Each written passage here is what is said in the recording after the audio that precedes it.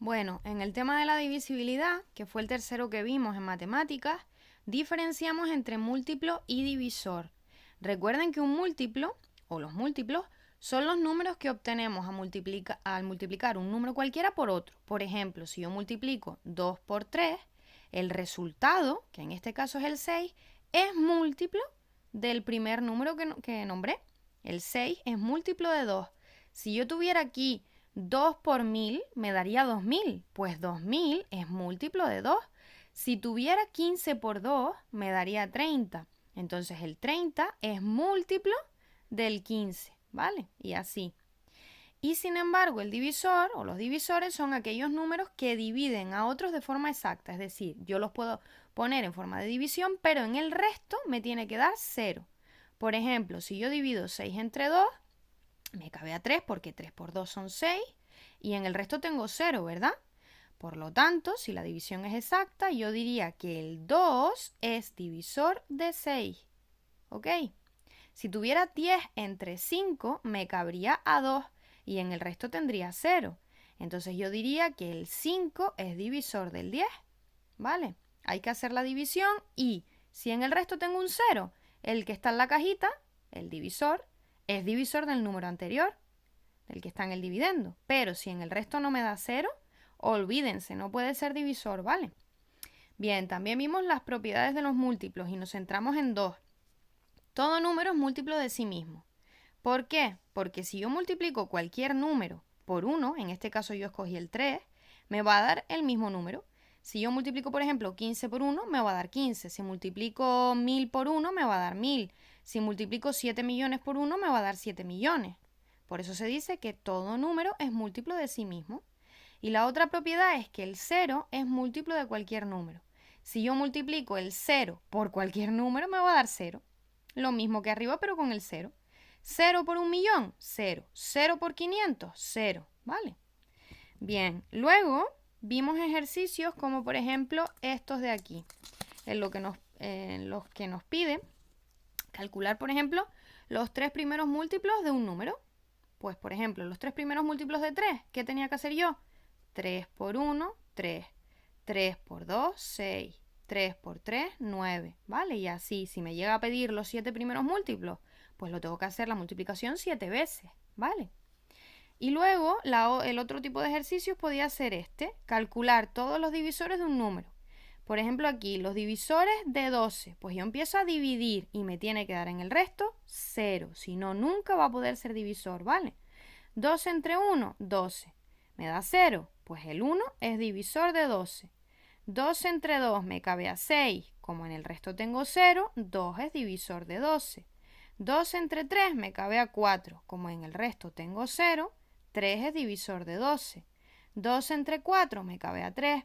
Como en el resto tengo 0, 4 es divisor de 12. Pero cuando llego al 5, 12 entre 5 me cabe a 2. 2 por 5 son 10 y a 12 van 2. ¿En el resto tengo 0? No.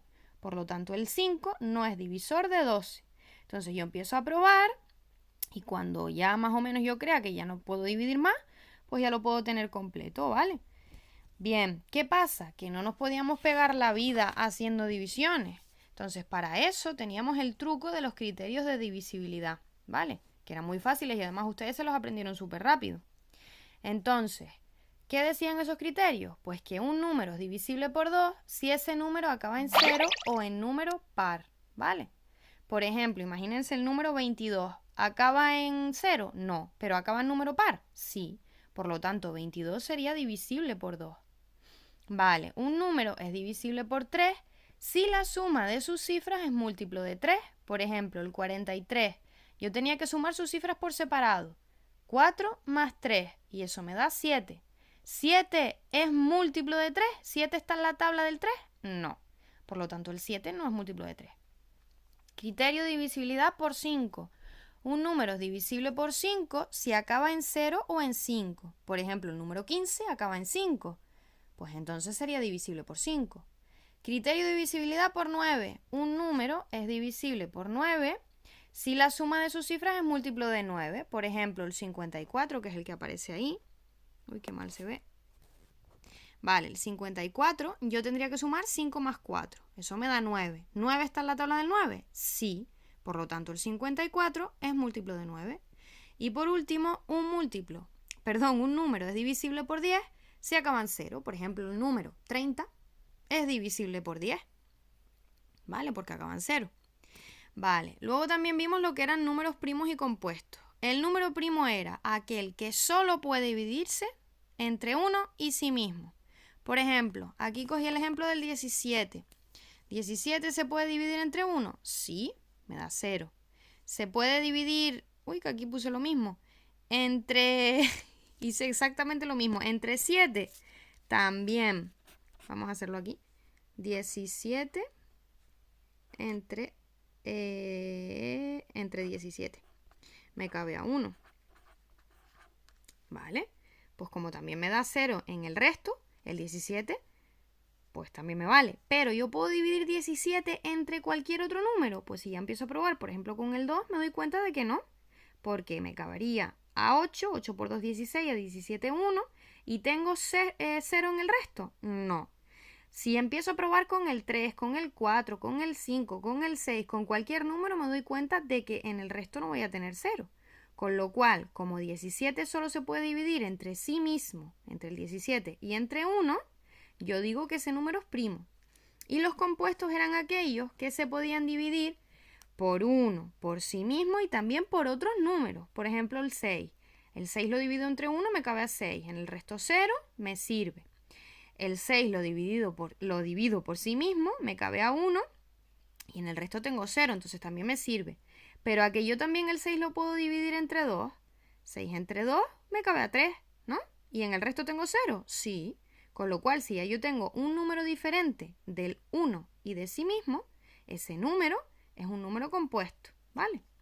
Y ya por último, lo último que vimos fue lo del mínimo común múltiplo y máximo común divisor. Entonces, recuerden cómo era. Que cuando le cogieron el truco, lo hacían muy bien.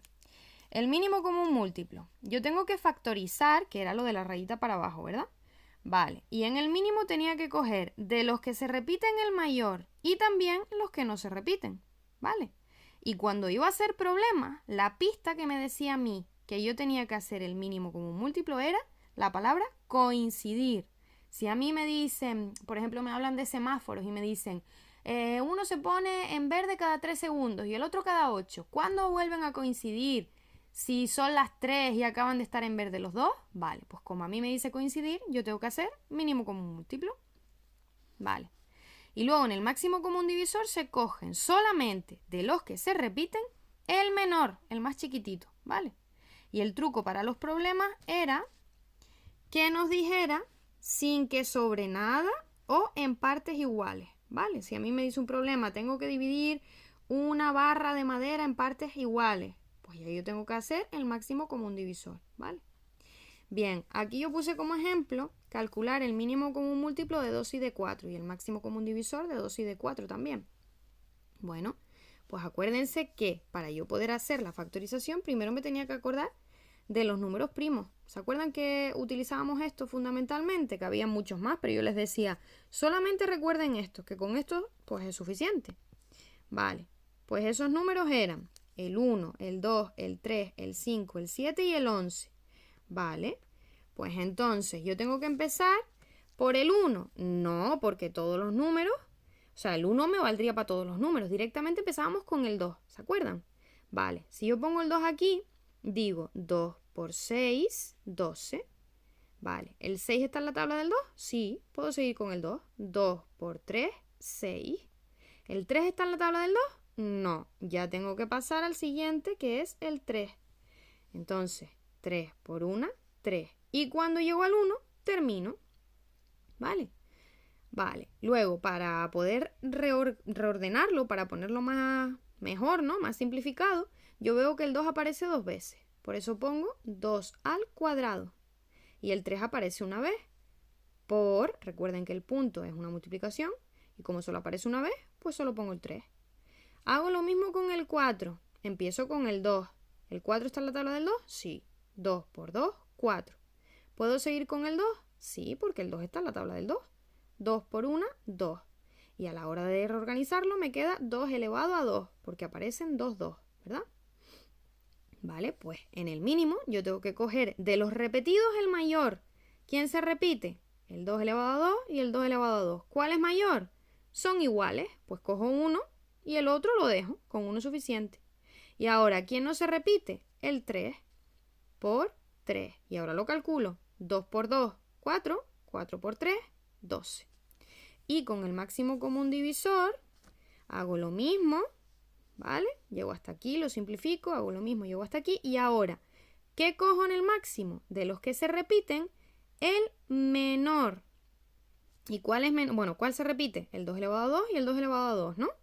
Vale. ¿Cuál es menor? Pues son iguales. Entonces cojo uno simplemente y el otro lo quito. Este lo dejo. Entonces sería 2 por 2, 4. ¿Vale? Y ya está. Recuerden que en el máximo común divisor, los no repetidos, como por ejemplo el 3, que es no repetido porque aquí no aparece, no lo cojo, ¿vale? Solamente de los que se repiten, el 2 aparece aquí y aparece aquí. Pues de los que se repiten, cojo el más chiquitito. En este caso, es un caso especial porque casualmente son iguales, 2 elevado a 2 y 2 elevado a 2. Entonces solamente cogeríamos uno de ellos, 2 elevado a 2, y el otro no nos hace falta, lo tachamos.